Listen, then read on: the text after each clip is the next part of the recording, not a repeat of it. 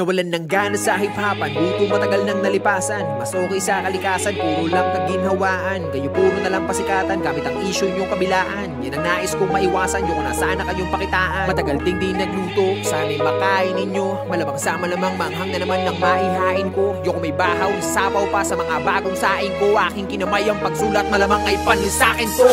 Pili nyo kahit nasikita mga bata, sigurado pa rin mas malaki ang kita ko. Pagka-tweak ka bro, masakit ka palang, magaling na ako. Matasintado, wala ding amo, wala El Chapo. Hanggang di man yun na maging magaling na pa rin kayo marating. Pagka mga tira, mahihina, puta walang impacto. Hindi na kailangan malasing pa ako, dahil matagal naman nakita bisado. Tumating na panahon, nakarolex na ako habang nakasuot pa din sa iyong diskasyo. Kamusta yung tinatago mong inggit? Di makatigit, pamihado ng misyatong talentado, kasensado, palitay ng estado.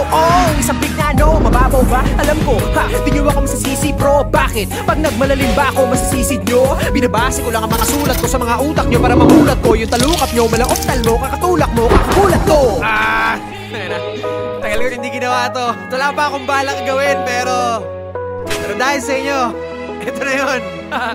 Sige, tuloy natin.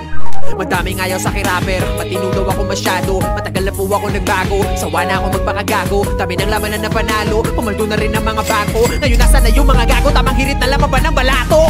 Kung inakala ninyo na madali lang lahat ito na gawin, akin ang tatapatin, nasasampalin yung mga pili magaling. Adik sa green, alak na gin, adult ka na, hindi ka natin, laka pa rin, kaya gawin. Hanggang ngayon nakaasa pa rin. Dami yung issue sa eksena, name drop nyo kung may problema. Puro parinig, walang payanig, bukod sa baduy puta OA na. Tama na yung kababawan nyo, mga naunat kasabayan ko. Puro katangahan naman yung pinagdadala nyo ng katapangan nyo. Ako na ako sa Palawan bro, goods na ako sa galawan ko. Kaya sorry na sorry sa lahat ng naangasan ko. At sa mga kabataan, pumili ng kahangaan. Patunayan nyo ang salita, kayo ang pag-asa ng bayan. Isa lang ang aral na tinuro sa akin ng panahon ngayon. Kung ano man ang mayroon, di pang habang buhay yun. Kaya huwag nating sayangin ang bawat pagkakataon. Ang salitang bukas, kaya bukas meron pa bang ganun?